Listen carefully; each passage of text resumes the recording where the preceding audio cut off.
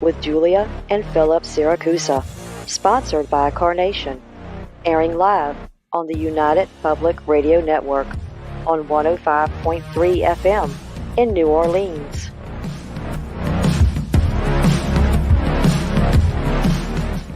This show's entrance has been edited, produced, and directed by Gwen Clapper from Perfect Trust Productions, LLC. You can find us at perfecttrustproductions.com.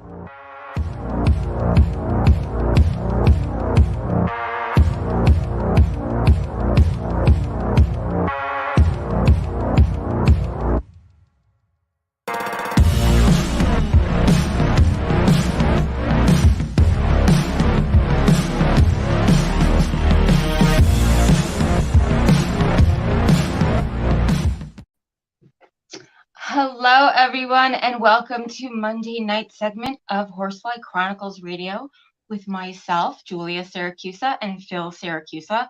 We're broadcasting live from the International Public Radio and the United Paranormal Radio Network on 105.3 FM from New Orleans.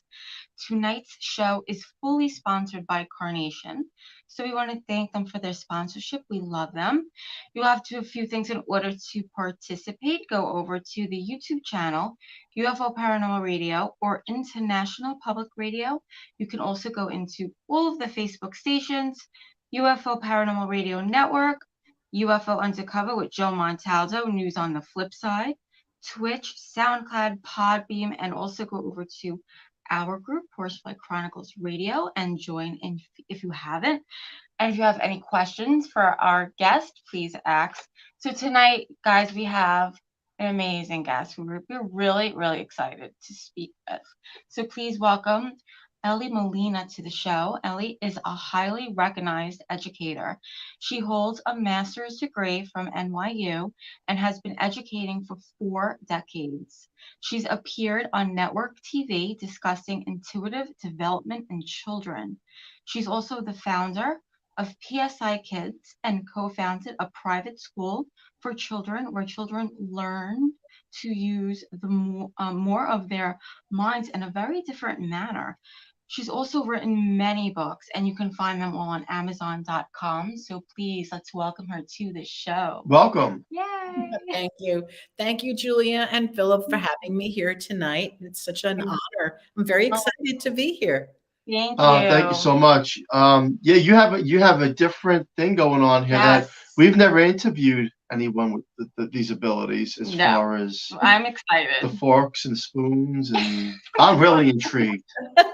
Oh, we have a lot of questions. Yeah. So, I actually knew somebody back in the day that can do that. Really? I'll get into that later on the show, but let's get into the story.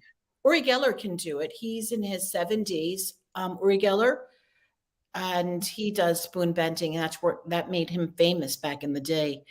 And he's got a whole museum right now in near Tel Aviv, Israel. It's the Uri Geller Museum of Spoon Bending, and all of his artifacts are there. It's very fascinating. Wow. That's amazing. Yeah. I would love to do that. Yes. So, Elly, take us to the beginning of your story. What made you form PSI Kids? And, did anything happen to you in your childhood that made you really want to focus your life helping children and adults? Yeah, of course. Usually it starts out that we have some sort of childhood experience. This is my belief. And when we're kids, we make these decisions to do something. And I was a highly intuitive child and psychic. And I didn't know I was psychic because I didn't know there was a word for it. But I had dreams, and I had very unusual dreams when I think about them. And I remember them even. They were so vivid. And one of the dreams that I do recall, I remember many dreams, but there was one in particular when I was maybe 5 or 6, I can't really say how old I was, where a friend of my parents had passed, and I was walking with her and I was holding her hand, and I asked her, I said, how come I can see you? You're dead. And then I don't know exactly what her terms were when, again, because I was little, but basically what it came down to was that the dead walk among the living and only few can see us. And that's what she told me. And it was like, oh, wow, this kind of, now when I look back, it was like, that's a lot for like a 6-year-old to take in and understand. But it registered and I recalled and I remembered that. And then when I was, again, 5, 6 years old, I think it was 5 for this one, we had this huge painting in our home and it fell off the wall. And I looked at my father and mother and I said, oh, Mr. Robertson died. And then it turned out that Mr. Robertson passed away when at the time that the painting fell off the wall. Because I mean, this painting would have never fallen off. My parents just looked at me. I was like, okay. And I think about these things now. When I was in kindergarten, my Halloween costume was a fortune teller outfit. I mean, that's what I selected for myself. So one thing led to another. And by the time I was 10, and this goes back, I grew up in the 60s, and by the time it was 1963, I was 10 years old already. And my parents got me a black and white television set, which I kept in my room, obviously. And they didn't have any problems with me watching, I don't know if you know these shows, One Step Beyond, The Twilight Zone, Alfred Hitchcock.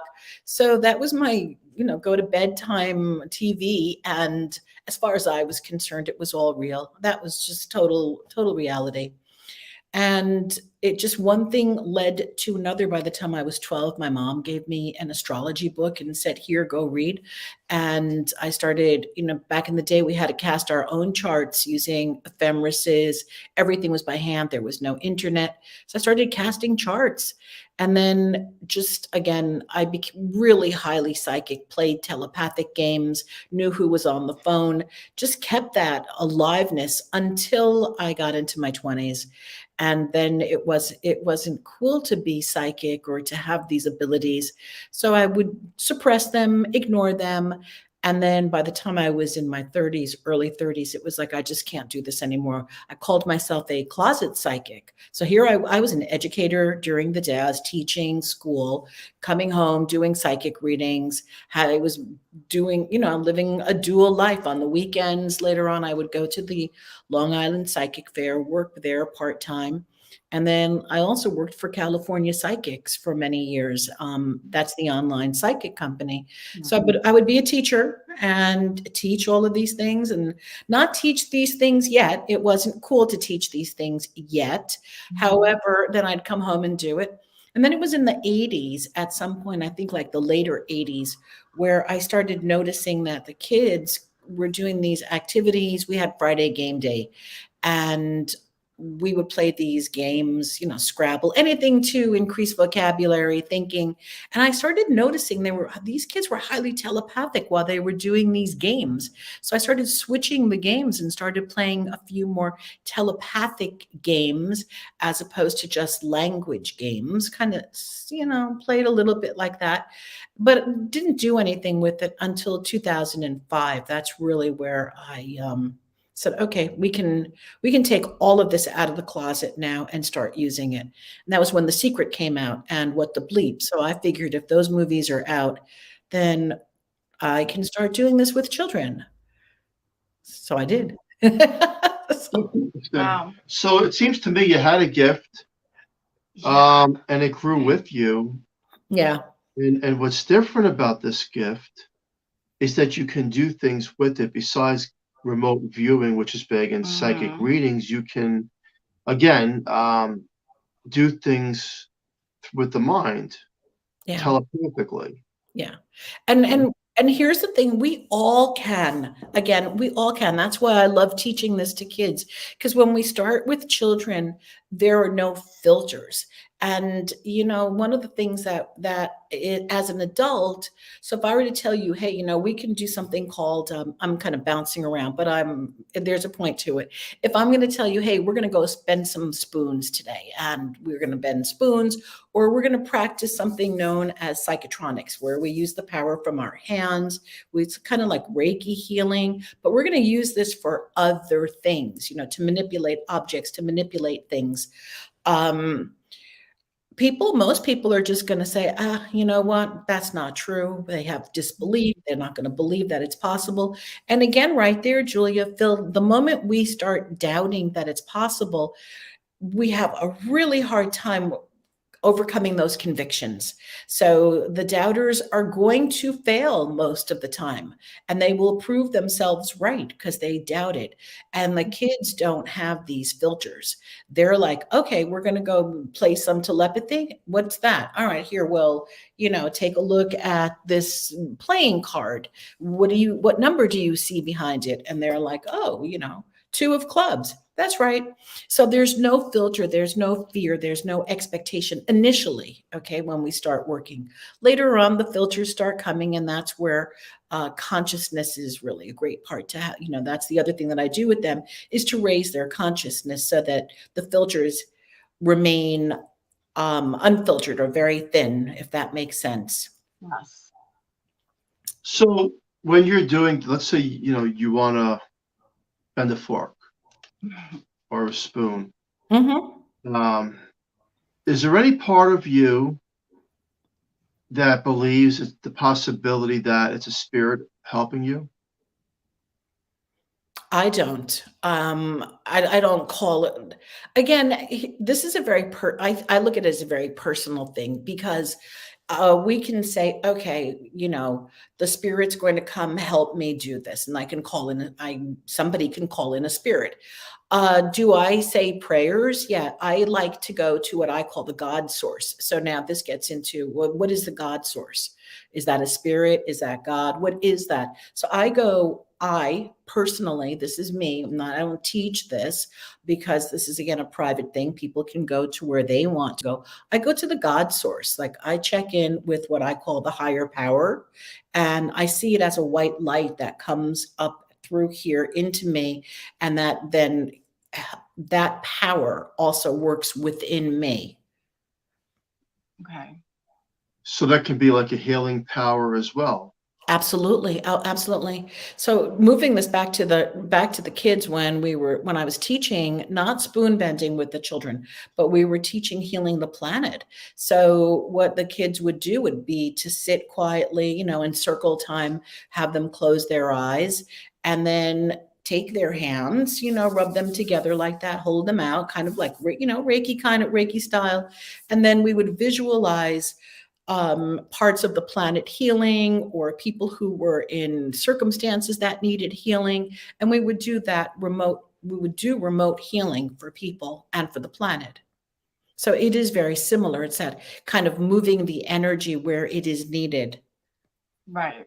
There should be more people like that. I wish that we had, more people like you when we were growing up, to be honest. We had parents, and my mother, she believed, but she's still, oh my God, the light's going on and off. Right. I don't know if you see what's going on. I mean, there's a light. I love it. I love it. See? I've never seen it do that before. Something's not in here. On. Yeah. What was I saying? You're talking about your mom. My mom, she would believe, definitely would believe me, but she still wouldn't sit there and like really help educate us on what she believed to be happening in our house. So it would be nice, to have someone like you back there. And it's the parents, that the kids that you're teaching, that they're so open to it and they're allowing them to be taught, right? Well, there's a question like, do some parents say, it's, again, this is just talk. Yeah. Some people would believe it's the act of witchcraft or Satanism. I don't personally. I just want to put that out there. But there are people who don't really understand. Do you come across that at all? I personally don't. I only started coming across this on YouTube comments, but those are not people that I know. So, for example, when I was doing some YouTube shows, and then at the bottom, and there were these comments like this, stop this work, it's the devil's work. So, but like, I've never heard that. No one's ever said that to me personally. no one's ever said that to my face, but that doesn't mean that they may not be thinking it or anything, but no one's ever said that to me. I wouldn't think that the parents of the children that you're teaching would, because am I right? Like, they must believe in their kids, and they must believe in it to send them to you. Well, first of all, the parents have to be doing this work also. Otherwise, it doesn't really make sense. So in the programs, I always encourage the parents to do the work with the kids. So back in the day, when I was doing in-person workshops, always had the parents and the children. And sometimes I would do the workshops with parent and kid sitting, they'd be sitting next to each other. Or then sometimes I would put the parents like as an audience where they could participate from a distance so that they wouldn't be directing their child. Because, parents have a tendency to helicopter their kids and want their kids to get them right. And they want their kids to get it right if we're doing these activities. And, that's where the parents have to take a back seat on that one. So, or they have to do it themselves, and which is what I discovered would be best, that the parents go sit in the back and do the work there by themselves, and their kids can sit up closer and do the work with me. And that worked nicely. And how would you deal with a child, say, who's completely acting out because they do not know how to access these gifts? Okay, so the people that come to me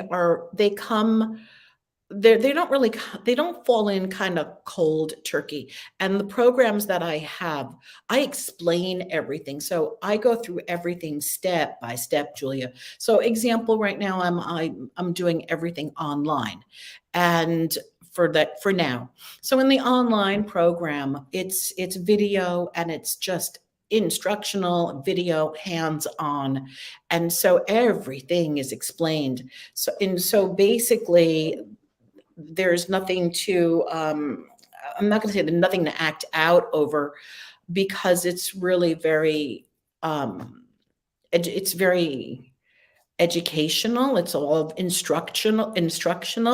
So, and the other thing, I'm going to circle around. One of the things that I teach awareness. I teach controlling the body. That's my first lesson.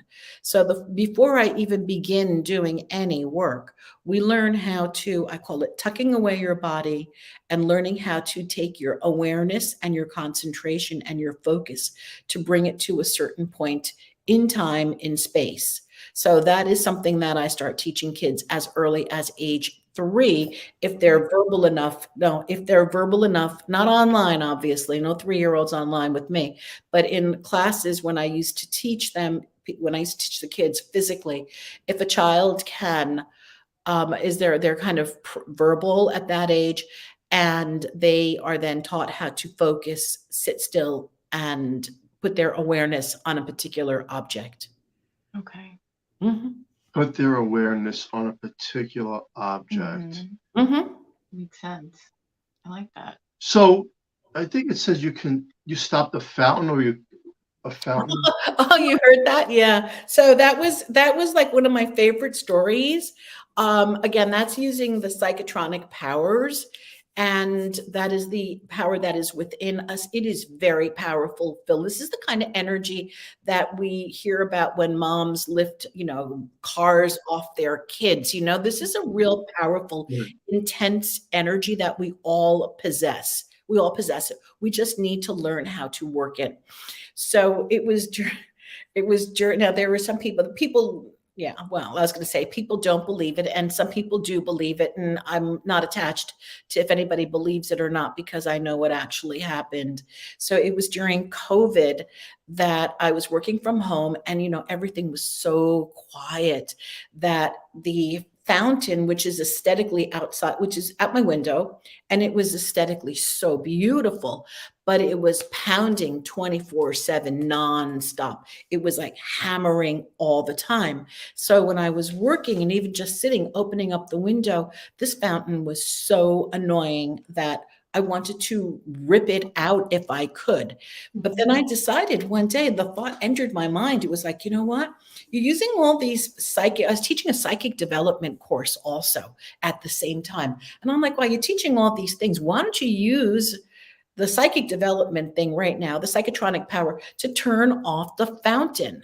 So I said, you know what? I'm going to do this. So I stood in front of the window and I spent about 10 minutes, again, grounding myself, bringing in the white light energy, and then putting my hand, you're going to see my palm, sticking my hand out at that fountain and speaking out loud and declaring it that it would stop and that it would stop, it would stop. I did this about 10 minutes. And of course, nothing happened, because mass to mass, things take longer. It's not like in the movies where something happens necessarily instantaneously. It takes longer. Anyway, after 10 minutes, I walked away. I stopped. I let it be. And I didn't even think it was really going to work. I wasn't sure. I'd never done it before. I come back, and all of a sudden I noticed it was really quiet. And I look outside the window and the fountain had stopped. It had stopped. So then I call it like playing a game with the fountain, because maintenance came, repaired it. It happened. I did it again. They came, they repaired it. Then maintenance wanted to know, I did overhear this conversation when they were outside fixing it. Maintenance wanted to understand why only this fountain was not working when all the other fountains were fine. And they didn't understand it. Anyway, one day I was coming home and my next door neighbor calls me and she said, did you look outside? And I said, no. She goes, they just dismantled all the fountains. They took all of them out. There are no more fountains. And I'm like, okay, good. Wow. Crazy. So, I mean, there are things that we can do. This is just a real quick story. Again, I call it using psychotronic powers. You can call it whatever you want.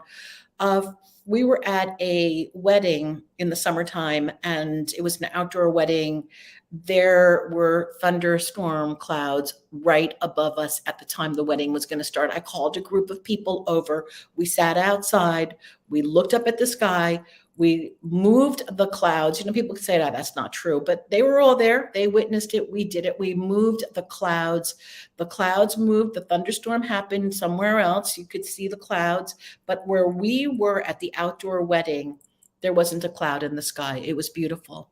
And, it's called cloud bursting. There's an actual term for it, where we do cloud burst, and that's using psychotronic powers also. Yes. We can definitely use you over here. That's an amazing ability. Yes. I'm kind of speechless about that. Well, again, people don't, I don't know. There are disbelievers. And then again, there are the people that I work with who have learned how to do this and are able to do this themselves, Phil. And can I call you Phil or Philip? Well, Phil's good. Yeah, sure. Oh, okay. All right. And, I teach this to my clients when I work with people one-on-one. And I do teach this to them also, because many, people have things that they want to solve or manifest in their lives. And we all know that we can do affirmations till the cows come home, and that's not necessarily going to get what we need. But that's not necessarily going to make it happen. But when we start using our psychotronic powers, then all of a sudden that combined with affirmations starts to move things really quickly, easily. Amazing. There are amazing stories that have happened for my clients using their abilities, and this can be taught. Now, have these abilities been does anybody in your family have them? Does it go down, generation to generation? Not in my family. Okay. No. I do have something funny to say. So if I had your powers and your ability, I would pick the lottery numbers, and I'd be watching it live and making sure those numbers come out by watching it on television somehow. I don't know. Yeah, I knew you were going to say that. I have to say that. Well, there's a group of us that do work on that. Okay. But there are so many factors. Again, With the lottery. I mean, I have a couple of clients who are steady not jackpot winners. I'm sorry, steady scratch off winners. All right. So, but they're working it, and they're actually working it. And yes, this is something that people work on all the time. Mm-hmm. Wow. No, I do believe in what you're talking about, because when I was 17, my friend's mom in Staten Island, New York, she was a psychic, and she used to work with detectives to help find the missing kids. And I remember being in her living room one time, and she says, "Watch this," and she had a fork. Yeah. And she's bending it. It took about 20 minutes, and then when I touched it, the fork was getting very warm. Yes. And then it started to bend.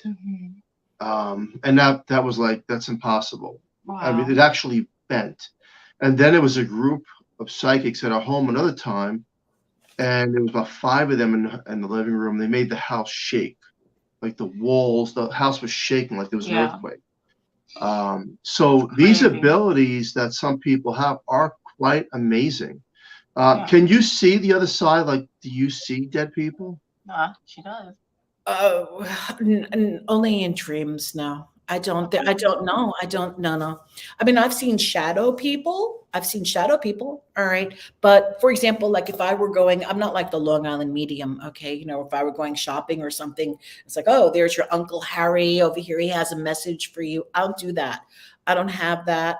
But when I'm doing a reading, I will see entities and people. But it's only when I have to go into I have to go into the dark to see. I don't know if that makes any sense, but I need to go into the dark to see. So usually if I'm doing a session, I'll use those mind folds, or, I turn off my camera when I'm working on Zoom, and I just go into, I'll take a piece of paper like that, it's blank. And then by the time I'm done, it's all scribbled up with, story and notes and seeings. And that's how I work. And I do work in the dark most of the time, though. That's, where I do my work. From what I do know about telepathic is that it is passed down. So if there is nobody in your family that that has this gift. No, because I have a different interpretation of it, Julie. Julie, I believe that it's an inherited conversation. So it's learned. So meaning that I didn't learn it from anyone. I don't know where it came from. Maybe somebody else in the family had it, but nobody in my family spoke about it. Okay. Right. But now in my family, I make sure that my sons, I've got 3 sons, and one of them is 2 of them are highly telepathic. One of them loves tarot cards and runes and crystals and divination. And the other one is just super highly telepathic. Okay. So we'll be calling each other at the same time. So I do believe that this is an inherited conversation because they grew up with this. They saw me do it all the time. They see me talking about it all the time. So that therefore, because they have seen it, they're more open, especially my youngest son, who I took out to Washington with me, and put him in a school to teach him how to do telepathy and telekinesis and remote viewing and blindfolded archery. So he's, this is his thing, even though he has a regular job, but that's still his thing. That's amazing. Yeah. It's cool. We went to a Tony Robbins when I think he was about 16 or something, 15 or 16. And I said, oh, we're going to Tony Robbins. I said, and you're going to walk across a bed of hot coal. And he's like, I am. I said, yeah, you are. And so we did. Wow. So you said everyone has the hot coal. I've seen that before. So this can help people in the everyday life. From what you're saying, this power and these abilities, and you said we all have it. We just have to learn how to utilize it. Yeah. So then, is it possible to turn negative situations that we're dealing with and the lifespan to positive situations by using these abilities. Oh, absolutely. Yeah, absolutely. I believe that. Depends on what the situation is. I really, there are enough people believing that prayer. We know that prayer raises the consciousness of the planet. We know that collective prayer can heal people. So if this energy were now focused in such a way that we could start collectively to, we could make changes. We can alter certain things that happen on timelines. Absolutely. Okay. Yeah, that makes sense. And are there limitations to what you can do? I mean, we talked about the fountain, we talked about the spoon. Well, I haven't won the lottery yet, Philip. Okay. But are there any other things that you can do, like, or have done? Maybe turn the TV off. No, I don't even try. And here's the thing that this is what I've never even tried. There was a time where I was turning on flashlights, the LED flashlights. So we'd take a small LED flashlight, put it into the position, not that it's completely off so that it's really tight to turn, but just kind of off so that it's not quite on, but it's not quite off. It's kind of like that feeling in between, almost. Yes. And then I would leave that on my bedside table and then go into the alpha state and then command it to turn on. And then I did it. The first time I did it, I fell asleep, and then I fell asleep while I was in the alpha state, and then the light went on, and that was what woke me up. And then the second time I did it, it was just, I was staring at it and it just did it. And the third time I did it, I was just staring at it and turned on. And then comes the question, okay, this is all great phenomena, but so what? Okay, like, what am I going to do with this? I'm not going to start a class on turning on flashlights. I'm not going to start a spoon bending class. So then I started to look at, well, what would it take to be able to do this kind of thing for the benefit of other people or something, you know what I mean? Like a greater cause. Does that make sense?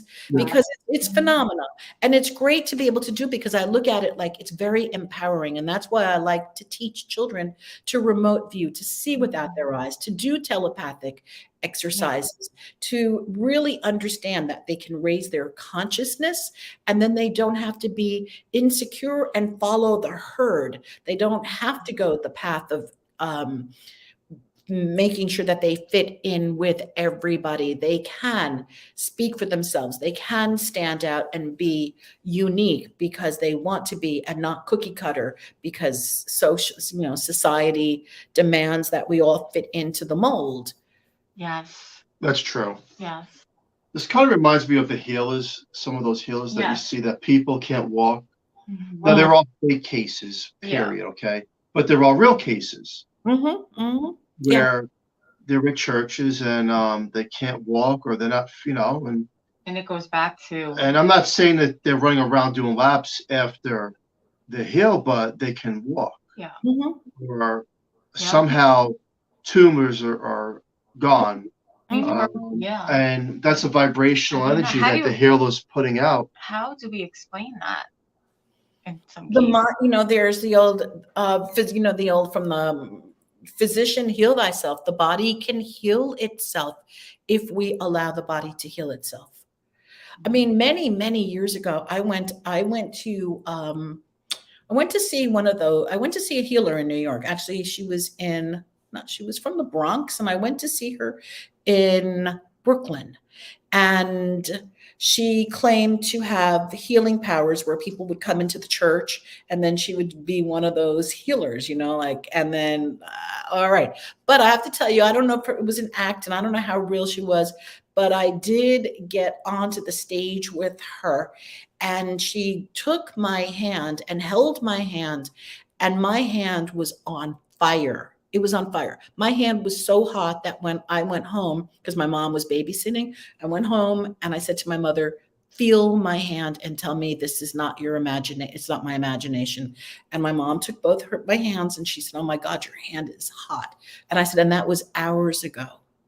Wow. It was just really cool. So I do believe that that particular, that I believe that that woman has healing powers, and that she can, I don't know what she can do with her healing powers, but for sure I'm convinced she has them. Mm-hmm. That's true. And I believe in that. So let's talk about remote viewing. Yes. All right. So for people, in case people don't know, remote viewing is the ability to see over time, distance, and space without the use of our eyes. So we there are different types of remote viewing, and I'm not going to go into all of them now, but there's, let's call it controlled remote viewing. Now, this, nobody has to be psychic to remote view. This is a skill that can be learned and can be taught and learned. So with the children, I do it differently than conventional remote viewing. Remote viewing, again, in the conventional manner, let's say controlled remote viewing, someone is given a target. These are usually coordinates. These are places or things. And then you get a number and you go into your alpha state, or whatever it is that you do to go see your target. And then people draw images and do amazing things with their minds. Okay. And with the children, what I like to do is we put on these blindfolds. These are blinders, so that it's totally in the dark.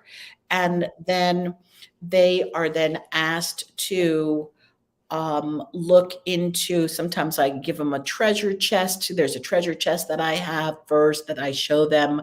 And then there's something in the treasure chest, and they get to take their consciousness and their awareness. And then we look in the treasure chest without their eyes, obviously. And then they draw what they see, and they do their best not to label it.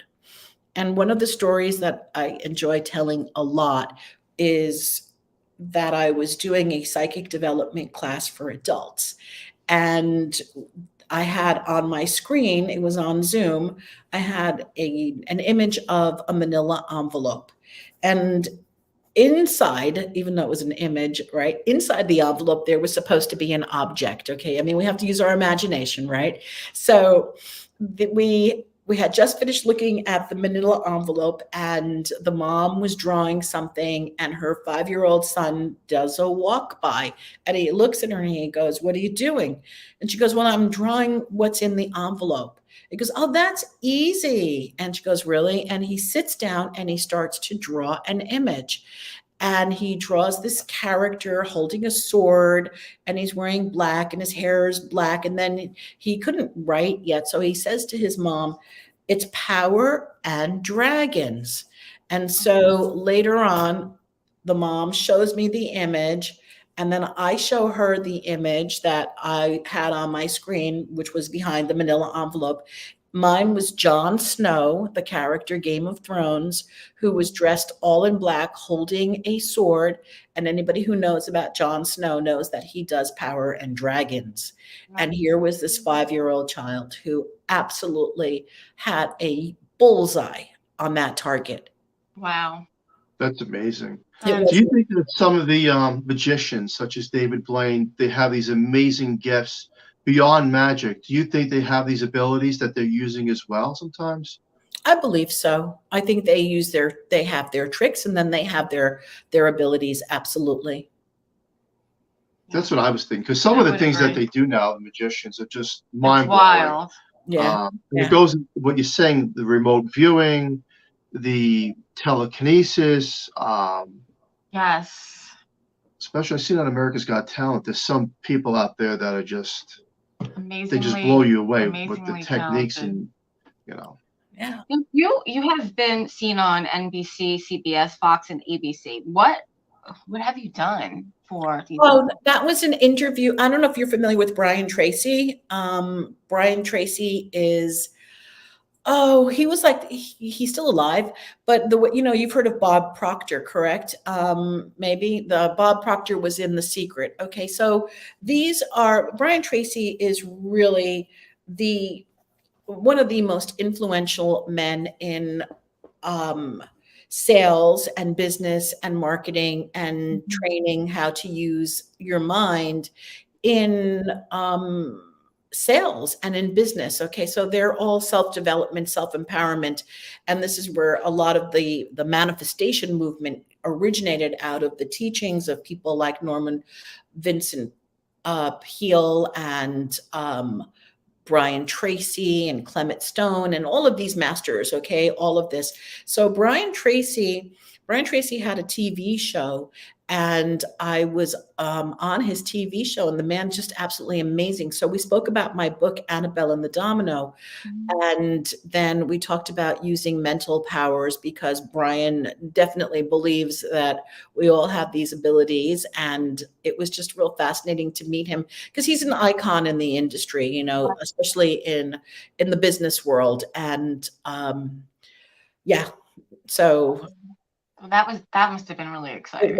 it was one of the it was close to one of the highlights of my life, also just being there with him, because he's and then the thing that I loved the most was that when Brian and I took some photos afterwards, you know, it's always like that kind of thing after the interview, you get to take, you know, took a photo, and our photo was the only photo that had this blue aura all around it, around Brian and myself. It was spectacular. Mm-hmm.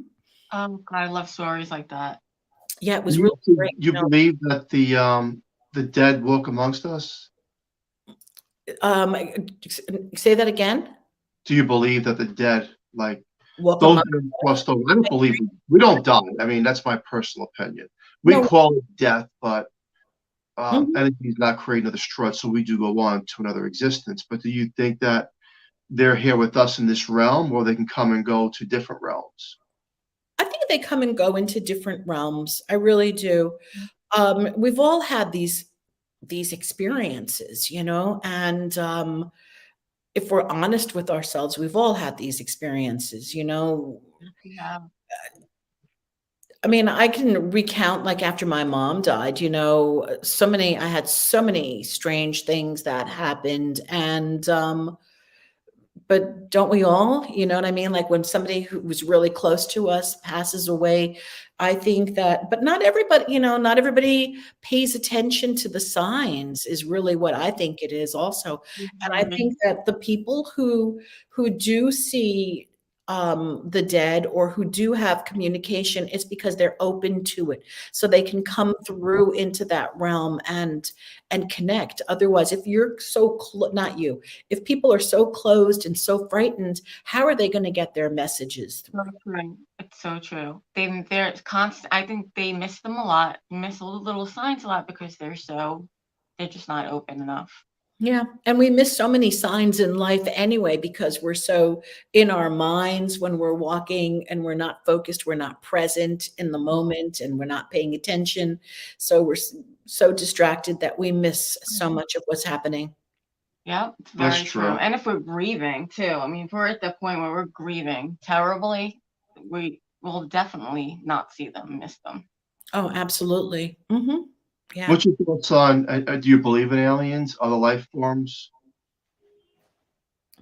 Aliens are not my thing, I have to be honest. And that doesn't mean that they don't, I'm not saying that they don't exist, because we know that it would be very absurd for me to think that we're the only entities. Okay. But I've just never devoted any time to aliens unless they show up in a reading when I'm doing readings. So there must be aliens. I mean, they come through in readings. And I did see UFOs when I lived in Washington. So, you know, yeah. But with that's like, you know, I lived right near a military base. So sometimes my son would say to me, Mom, you know, those might not be UFOs. Those might just be highly developed military things from the base that we don't know exist yet. And I said, I don't know. These things were too bizarre. I think they were UFOs.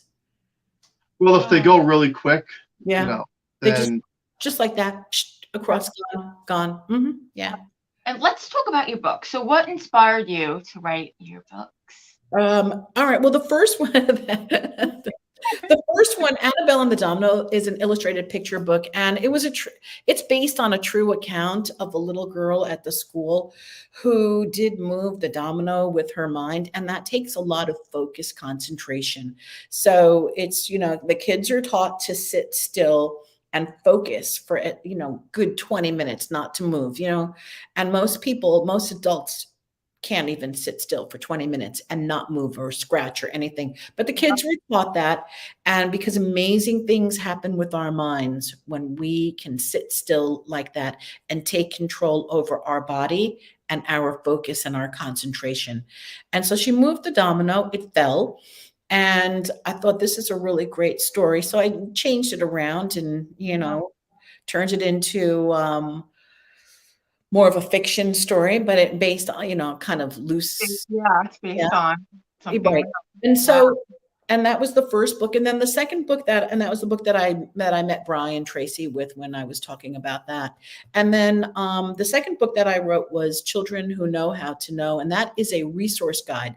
So that's for adults and educators and anybody who wants to start. It's a simple, easy book. You can use it on yourself. You can use it, a child within. You can use it with other people. But if somebody wants to learn how to start to do these things, tap into your intuition, tap into your psychic abilities. It's a simple, easy resource guide. So that's the second one. And then the third book was written collaboratively. It was a collaboration with Betsy Chassie from What the Bleep Do We Know? And so we all got together, a few of us, and contributed stories to Dancing in the Unknown. So these were stories of courage and things that we did that was unusual. And then we had them put into a book, and that was the third book. And so then I have a dream interpretation guide, which is only Kindle on Amazon. And now I'm in the process of writing a young adult sci-fi espionage. Wow. Now. There's a lot going on.